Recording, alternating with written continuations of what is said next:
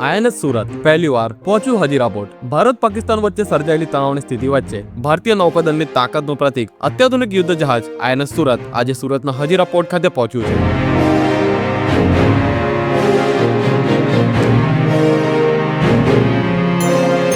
લોકાર્પણ બાદ આજે પ્રથમ વખત આ યુદ્ધ જહાજ ગુજરાત પહોંચ્યું છે, જે હવે 2 દિવસ અહીં રોકાશે અને પોલીસ અધિકારીઓ સહિત એનસીસી વિદ્યાર્થીઓ પણ જહાજની મુલાકાત લઈ શકશે, જે હવે અહીં 2 દિવસ રોકાશે। સુરત શહેર માટે એક ગૌરવપૂર્ણ ક્ષણ છે, જ્યારે યુદ્ધની તણાવ પરિસ્થિતિ વચ્ચે ભારતીય નૌકાદળનું આધુનિક યુદ્ધ જહાજ આઈએનએસ સુરત શહેરના અદાની પોર્ટ હજીરા ખાતે પહોંચ્યું છે।